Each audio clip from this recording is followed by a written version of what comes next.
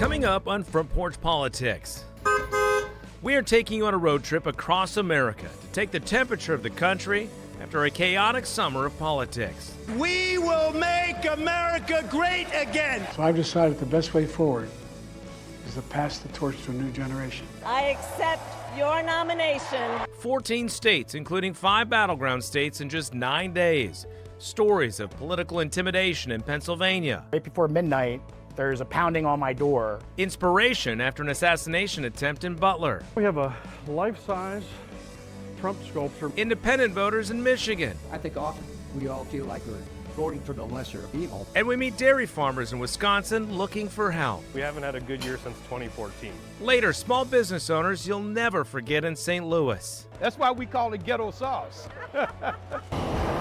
We even interview a voter at 3,000 feet in New Mexico. It's probably as divisive as it's been since I've been alive. Find out the mood of the country and the issues impacting their vote as we take Front Porch Politics across America. Welcome to Front Porch Politics across America. I'm Tim Boyum. This is the show that focuses on everyday Americans and communities rather than candidates and institutions. And we are taking the Great American Road Trip, starting here at the Statue of Liberty in New York City. And it's going to take us 9 days, we hope, but we're going to go across the country and end at the Santa Monica Pier in California. We're going to be going to battleground states like Pennsylvania, Michigan, Wisconsin, Nevada, and Arizona before we land in California, talking to them about the issues that are important to them after a chaotic summer of politics, with Joe Biden dropping out of the race, the assassination attempt against the former president, and then Kamala Harris becoming the nominee. Oh, and by the way, we're not just taking any ordinary car, we are taking an electric vehicle. It's been a huge part of the debate in America too. How soon or how fast should we transition to American vehicles? We'll talk about that a little later, but we have to get on the road. And who knows when we need our first charge. Let's get going.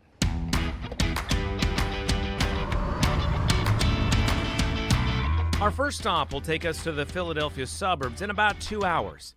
We rented a car like anyone else, and we landed on this Tesla Model 3. First things first, this trip is not meant to judge the EV industry, EV brands, or determine if long distances are easy or hard. This is one experience. I'm just curious myself and want to take you along for the ride to experience it. The future of electric vehicles finds itself squarely in the political crosshairs. In 2021, President Biden outlined a push for electric cars to represent half of all car sales by 2030. Currently, it's less than 10%. President Biden's policies don't ban gas vehicles, but put in place policies like tailpipe standards meant to boost EV production. Former President Donald Trump has called Biden's policies EV mandates. But since an endorsement by Elon Musk, his stance has softened. And by the way, I'm a big fan of electric cars, and you know, it'll be a certain group of people that are going to want them where they travel short distances. I'm fine with it. I interviewed Trump myself and asked for clarification. It was the day after he met with Tesla's Elon Musk. And I've told Elon, not everybody wants to have an electric car. Some want to have hybrids, some want to have gas-powered cars, gasoline-powered cars. Not everybody wants the electric car. With President Biden out of the race, in early October, Trump dropped an ad in Michigan against Vice President Harris. Attention auto workers. Kamala Harris wants to end all gas-powered cars. Crazy, but true. Harris quickly fought back at a Flint, Michigan rally. And Michigan, let us be clear. Contrary to what my opponent is suggesting, I will never tell you what kind of car you have to drive. As the war of words rages on, we've made it to the Philadelphia suburbs in time for our first pit stop. Hello. How are you? I'm well. It's fitting our first story finds itself on a front porch. A calm chat to talk about chaos in Matt McCaffrey's life. I never anticipated when I started this crusade that I'd be sitting here with you. Matt McCaffrey's been a Republican his entire life, but he's not a Donald Trump fan. McCaffrey, a combat veteran, voted for Trump in the 2016 primary, but not once since. I mean, I read the tea leaves, and I was trying to convince folks that, listen, don't take it from me. Take it from the folks that served with him, the Jim Mattises of the world that say, this guy is a threat to democracy. By 2020, he started speaking out publicly. And I thought it was kind of a no-brainer for me and my fellow Republicans, like, we gotta move on. Yet somehow, locally, he was still picked to lead the party. It wasn't some cloak and dagger thing. It was my first meeting. I had said, like, I don't like the guy. You know, I was saying very disparaging things that I'll leave off camera in front of the whole group. Fast forward to this year, and McCaffrey decided to go really public. This summer, a group called Republican Voters Against Trump called McCaffrey. They asked me, they're like, hey, listen, Matt, would you like to write an op-ed and be on billboards and do this and do that? I said, yes, I'll do whatever you need me to do. I wrote the op-ed. It got published in the Philadelphia Inquirer, and that obviously caused a kerfuffle. This time, not just pushing against Trump, but endorsing Kamala Harris. What was the reaction? Because the Inquirer is obviously a massive newspaper that a lot of people read. Yeah, 50-50, I guess. You know, a lot of positive, a lot of people, oh my God, this is the greatest thing ever.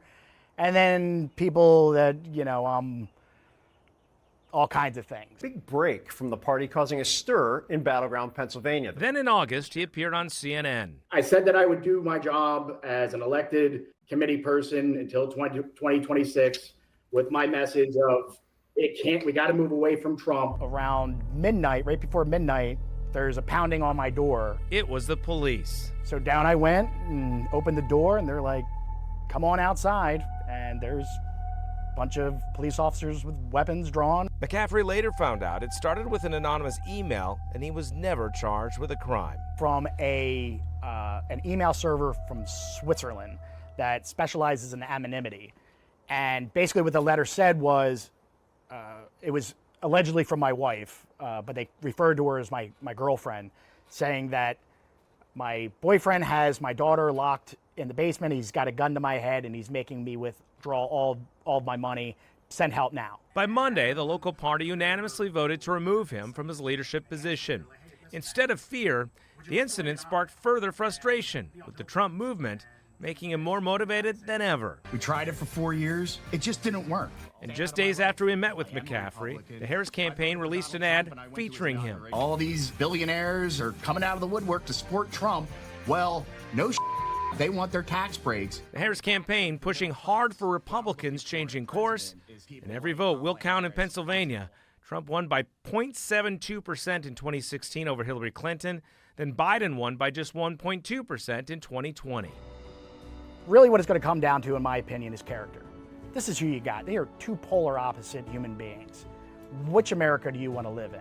And if you think, oh, he'll just become a Democrat, think again. I'm a Republican. I believe in Republican values. I believe in standing up for the military, making sure that, we support law enforcement, low taxes, common sense fiscal responsibility when it comes to the federal level.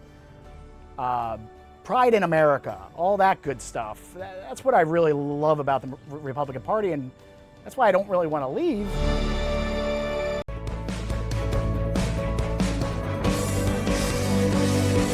Welcome back to Front Porch Politics Across America. With our pit stop in Philadelphia over, it was time to head west. We are headed toward Butler, Pennsylvania, just north of Pittsburgh. That's where the first assassination attempt on Donald Trump took place this summer. But it was time for our first charge. There are 192,000 public charging ports nationwide, with 1,000 new ones coming online every week, according to the Energy Department. However, most of these are privately funded stations like Tesla. President Biden's infrastructure law authorized $7.5 billion to help build out a public charging network, but it's been slow. Less than 100 built by August of this year.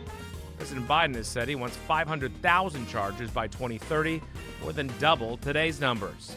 The car charged up, we were ready to head west in Butler, PA. After 188 miles, it took us about 43 minutes at a supercharging site. On the road, pouring rain greeted us as night fell.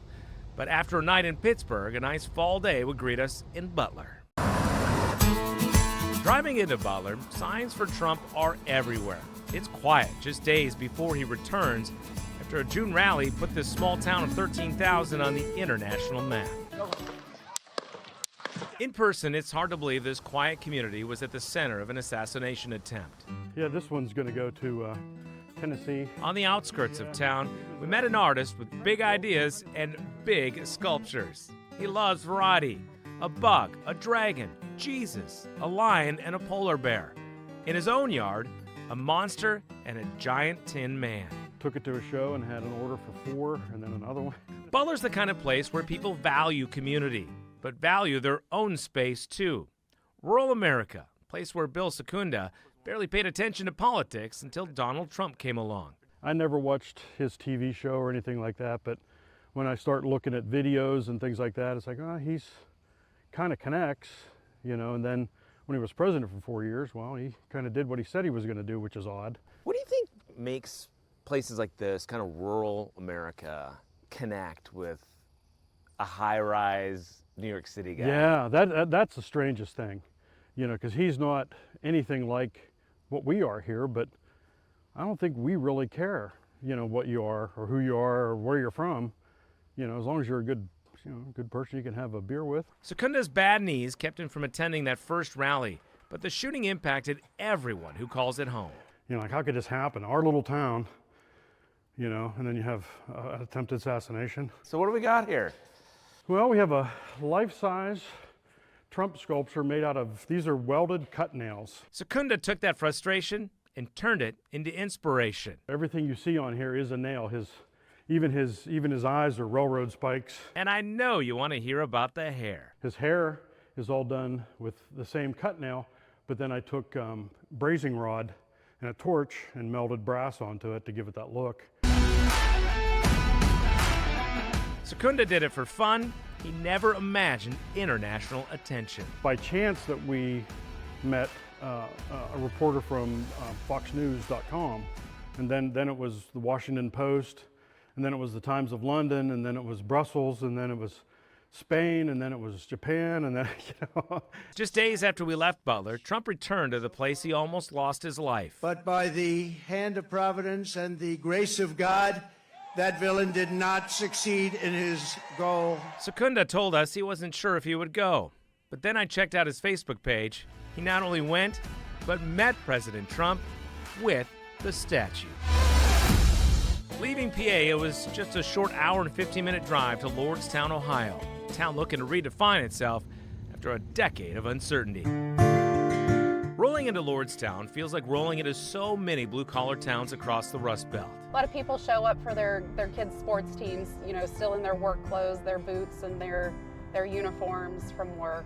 But a changing world, changing the identities of these towns. You could liken it to going to a funeral. A funeral to mourn the loss of a 50-year-old General Motors plant, followed by politicians promising a fruitful future. What I do know is there's hope now at Lordstown after a lot of bad news. Today is a new beginning for Lordstown. Leaving this small blue-collar town desperately searching for people to trust.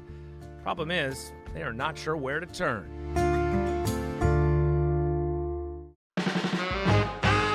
For 53 years, General Motors built cars in Lordstown. Like pretty much everyone else here, Mayor Jackie Woodward grew up around the plant. This was where my dad worked for 30 years, and the cars that I've seen manufactured here were the Cruze, the Cavalier, the Pontiac Sunfire. It built generations of families. It built this town. But over time, some 10,000 employees dwindled down to less than 2,000.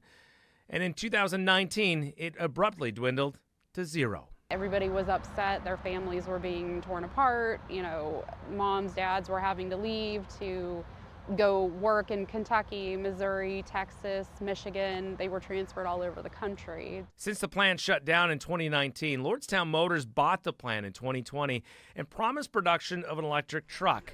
The Trump-Pence White House celebrated it. They went in and they have an incredible vehicle. Today is a new beginning for Lordstown, and it's a new day of leadership in electric vehicles. But the startup struggled, filed bankruptcy, and sold to Foxconn, which now builds an electric tractor on site. Down the street at Ultium Cells, General Motors returned in a partnership to build electric batteries for GM electric vehicles, employing roughly 2,000. It has brought some people back and helped those who stayed.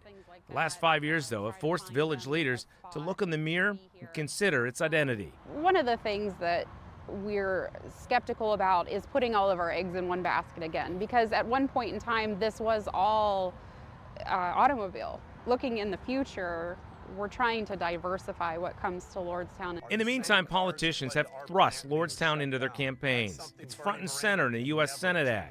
Want to see the cost of Bernie Moreno's lies? It's an empty plant in Lordstown. It's thousands of Ohioans who lost their jobs. And a UAW union endorsement video for Kamala Harris mentions Lordstown as well. That plant closing impacted thousands of auto workers, turning their lives upside down.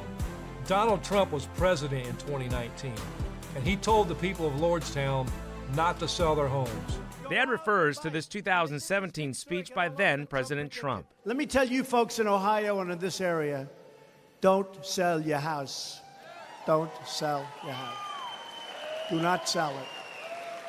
We're going to get those values up. We're going to get those jobs coming back, and we're going to fill up those factories or rip them down and build brand new ones. As you know by now, GM left in 2019. The county largely voted Democratic for decades, with a strong union shaping the vote. But Trump dramatically changed that, beating Clinton by 6 in 2016 and Biden by 10 in 2020. Will the past 5 years create change again? Mayor Woodward says more than anything in 2024, Lordstown voters likely want someone who can deliver. People want to see the candidates pull through on their promises, because promises are nothing until they're actually put into action.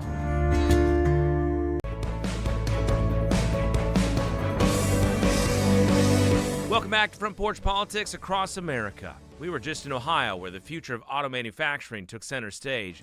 Speaking of cars, it was time to charge up the EV and hit the road. At least publicly respect for each other and a willingness to answer questions. Stop in Lansing for our national coverage of the vice presidential debate and a night of rest before meeting up with independent voters in this key battleground state.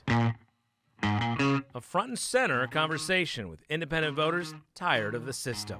3 voters in person and another remotely from Grand Rapids. We just want stuff to actually get done. A coveted vote for both Harris and Trump, but a vote that feels fear. The thing I'm most concerned about is the American people. The folks in Michigan know they are a coveted vote. Trump won by just 0.23%, or roughly 11,000 votes in 2016. President Biden won Michigan in 2020 by 2.8%. So what's driving these independent voters? Let's find out. Frank Fear has been an independent long before it was popular. The retired Michigan State sociologist has called himself an independent for some 20 years. I mean, one of the things that's great about being an independent is it's not party-driven. It's you as a voter. It's voter-driven, and it's candidate-focused.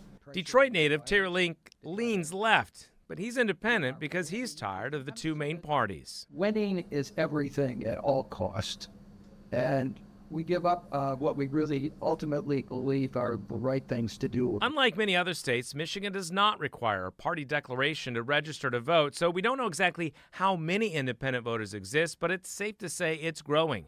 But it's not easy for the candidates to figure out independence either. We do have a lot of diverse thoughts and opinions.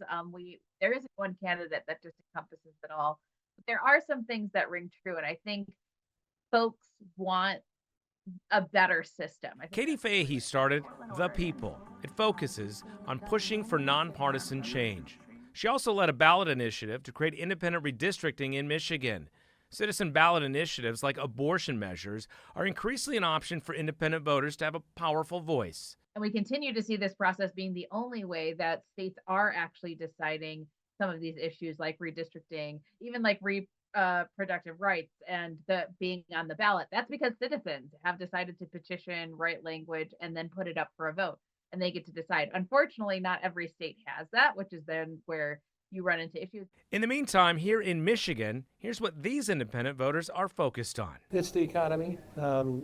Michigan is still struggling with the transition to something beyond the heavy focus on the building of cars here. The biggest issue for me in Michigan is to find that center of gravity with a diverse economy that provides opportunity for more and more people, many of whom worked in the auto industry and then found themselves then working in the service industry. Climate change to me is existential threat, inequality, domestic and globally. In just 2 days on the road, we continuously hear over and over for a new era of leadership.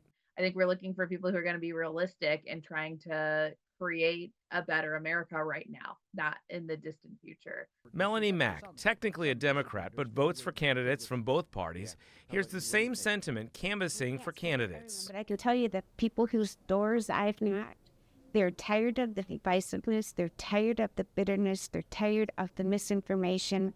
They really want a community where people look out after one another. For Melanie Mack, that means pushing past Trump, and she hears it from others too. I think there's been 2 weeks in all those months that I haven't had a Republican man come to the door and say, I've been a lifelong Republican and never voting for them again. But Harris faces questions from independent voters here as well. Do we feel like Kamala Harris has done enough to define who she would be as president and her policies? If what she has displayed so far is there, she's not resonating with me, both in terms of what's going on with the militarism and the armed might of the United States and the language that she used about,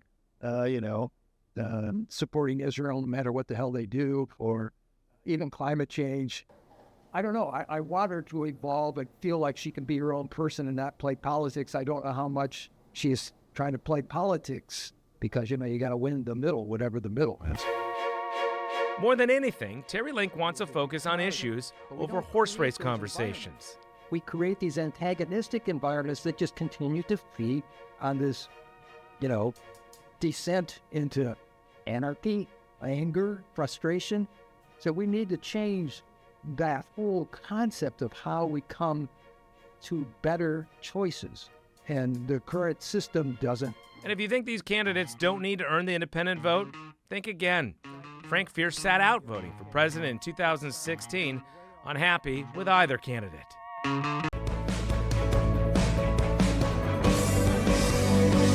Welcome back to Front Porch Politics across America. Leaving Michigan, we race to Wisconsin, another battleground state, but facing much different needs. As the sun sinks in the horizon on a stunning fall Wisconsin night, so do the bottles for these calves. These are our heifer calves. Everything in these little white houses has been born since August 28th. Derek Orth's a fourth-generation farmer. It's not a job, it's not a career, it's a lifestyle. We get up every morning, the cows need to eat just like we do every day. You can't take a day off. Relentless work and a rough time in the industry.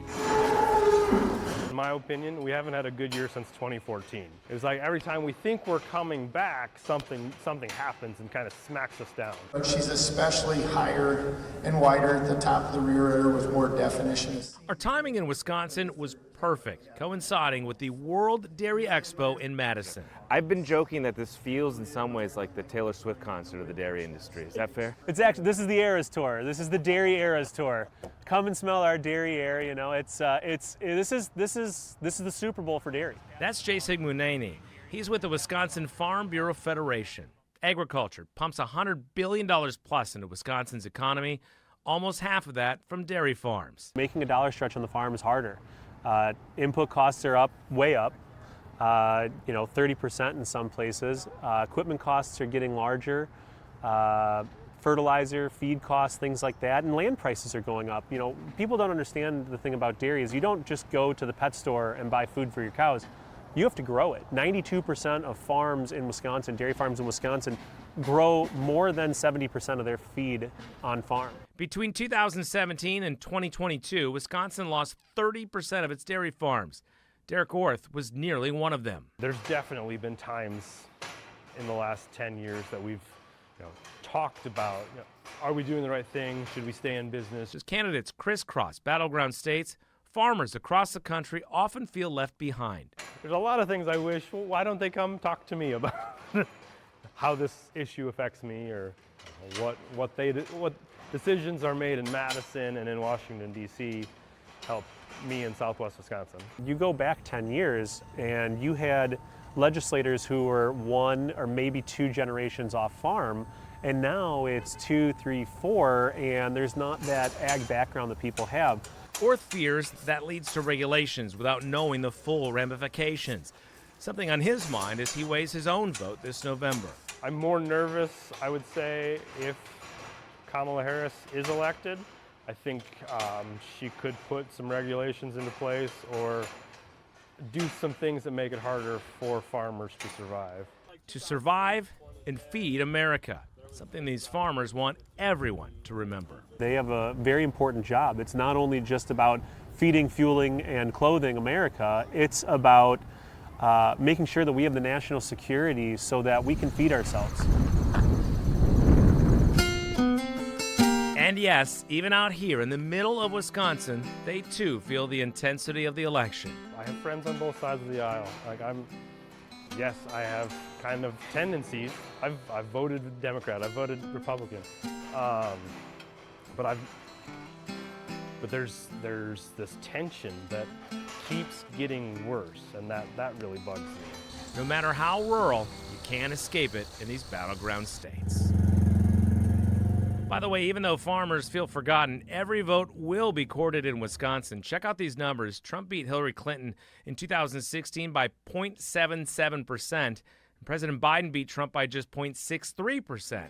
So the attention will do anything but fade as Election Day approaches. All right, we were not going to leave Wisconsin without some fresh cheese curds. We found some right before we leave here. I grew up with these things. Squeaky squeak, so good. On to St. Louis we go.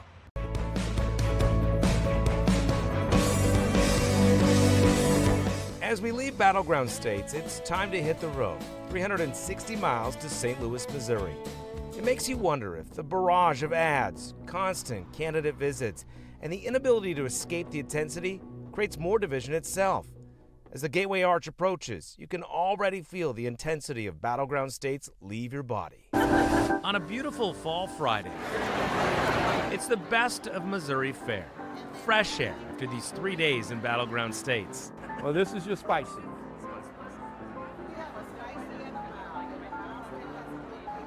I'd be good with a little meatball. The sweet and spicy sauce of Freddie Lee was born right here in St. Louis, with a name that will catch your ear. It was so hot, we went outside, sit and watched the world go by, and a police chase just zoomed down the street.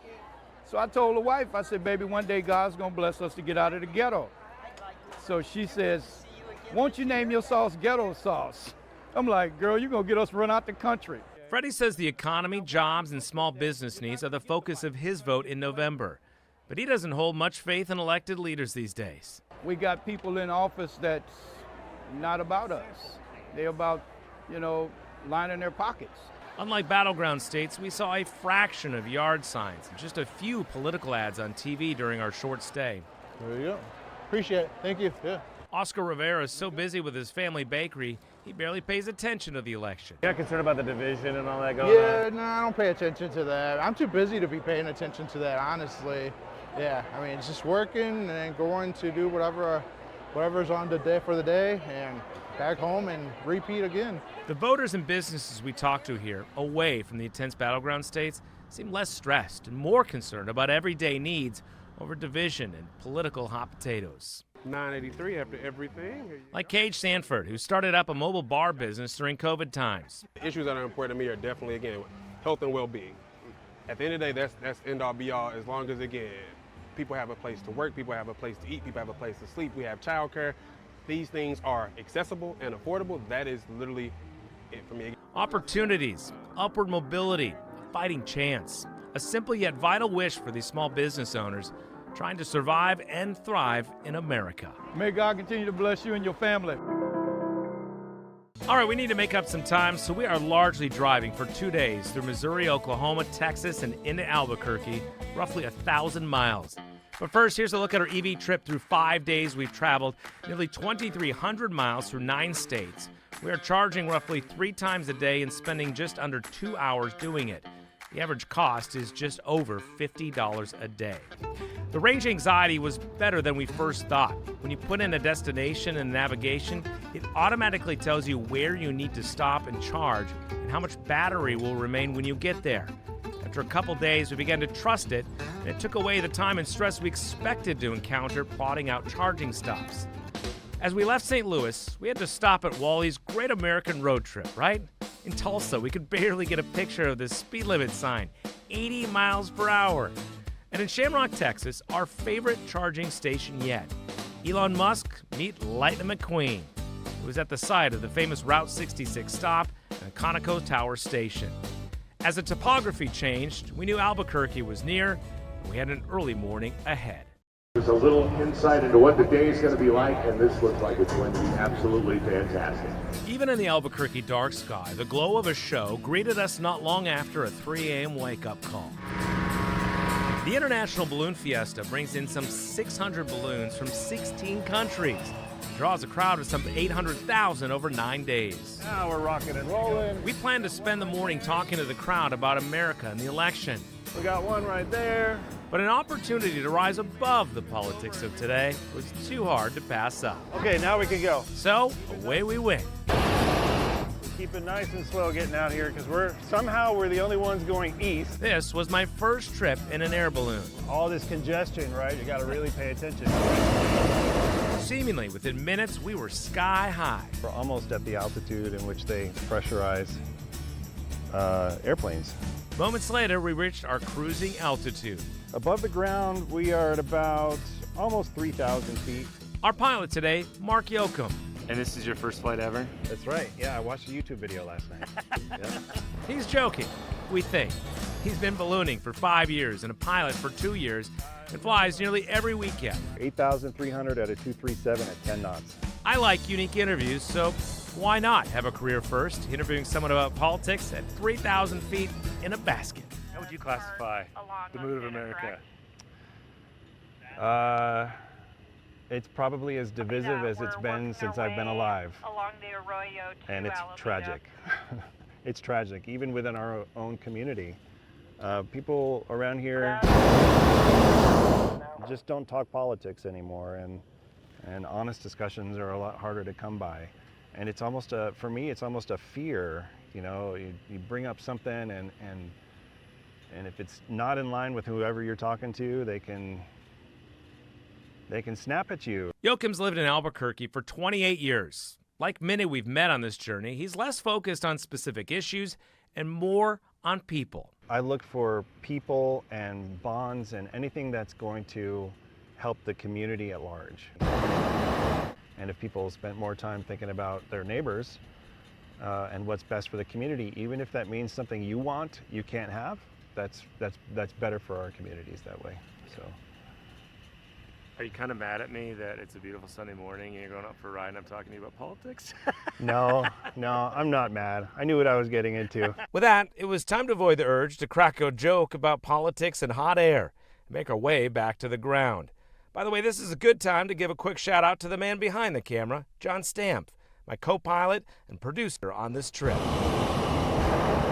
As we slowly dropped and dipped down to the Rio Grande River, final instructions were given. Hold on to the tank rims or the handles on the inside. Okay. I'm going to have you bend your knees a little bit. It's so smooth and Yoakum's skill evident, we barely realize we're landing until it happens in a matter of seconds. Jump on, everybody, jump on. We were greeted with a surprise back at Fiesta Park. A ceremony for first-timers that ends with an Irish balloon toast. The winds have welcomed you with softness. The sun has blessed you with his warm hands. You've flown so high and so well that God has joined you in laughter and set you gently back to the loving arms of Mother Earth. Cheers. Thank you, Tim. Time for one last break. When we come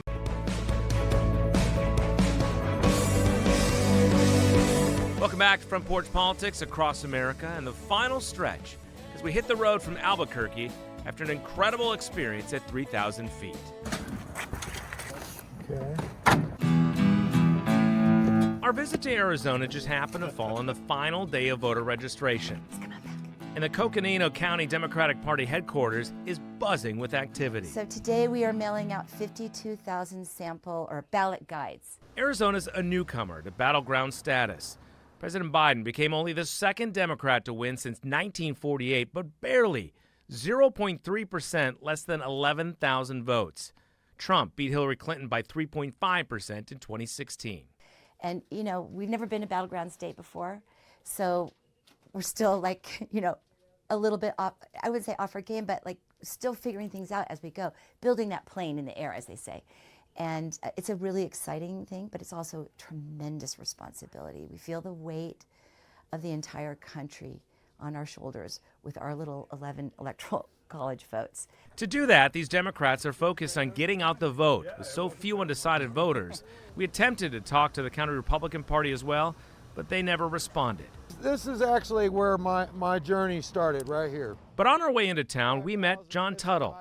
He's focused on the issue of treatment of unaccompanied migrant children. Arizona has 10 such shelters. As you can see, he's also a Trump fan. You also get a sense of division plaguing battleground states. Why am I wearing a helmet? Because the left is hostile, and they want to fight me over a stupid Trump sign.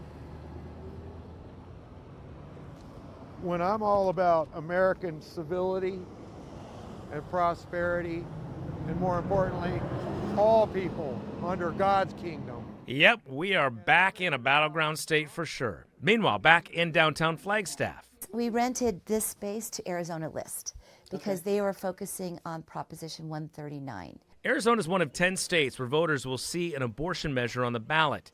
If passed, Prop 139 would amend the state constitution to allow abortion up to roughly 24 weeks. I think it crosses party lines, this right to our own bodies. And I think it's going to bring droves of people to the ballot. But it won't be easy, and the temperature is quickly rising. In Arizona, it's hot. You know, it's just hot. Even up here at 7,000 feet in Flagstaff, we feel the heat, we feel the pressure. We have so many ads coming in. We have people coming in from all over the country to canvass with us. The attention will remain as votes are counted. Arizona faced multiple investigations after the Trump campaign claimed fraud, none of which were substantiated. Which led me to one last question for John Tuttle. If he loses, do you believe in the system that you will accept the results? I will not.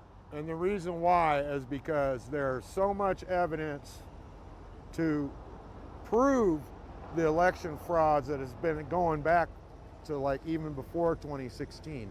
And Arizona in particular has been the epicenter of a lot of the fraud. Will you believe him if he wins? Yes.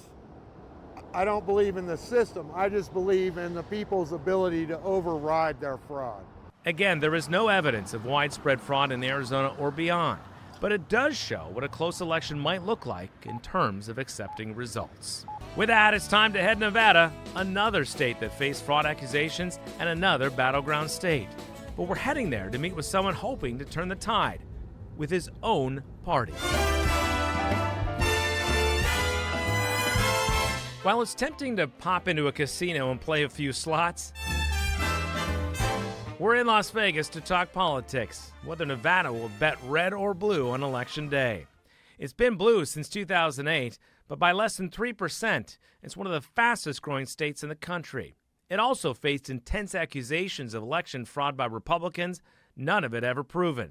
There's an effort this year to bring back trust, and the message is coming from Republicans. The folks that are working on these elections are trying to do their very best, and they're honest people. That's 88-year-old Bob List, a former governor and attorney general. He's helping lead a group called Right Count.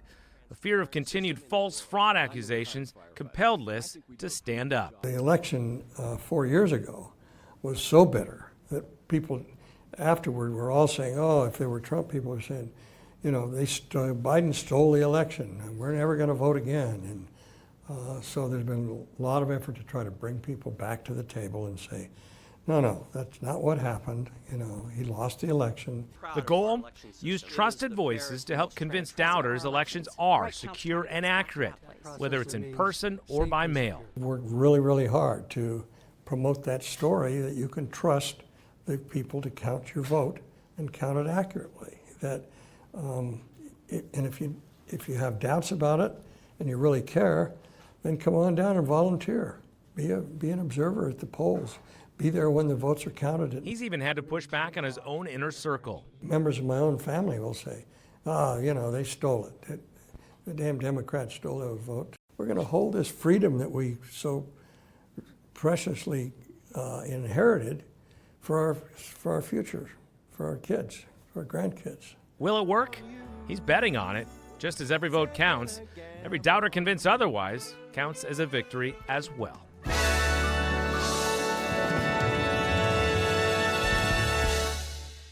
With that, it was time to hit the road and wrap up our trip at the Santa Monica Pier.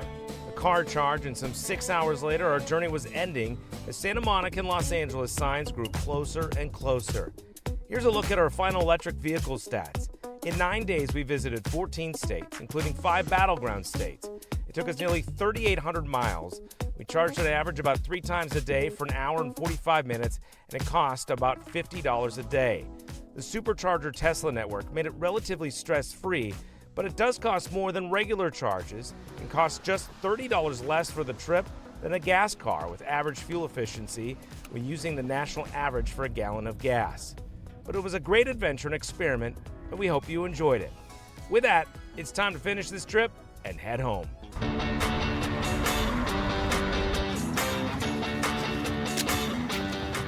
Before we go, one last thing. The America that we saw in person is much different than the America we're seeing online. There is division, but it's just different in person. People care, people get along.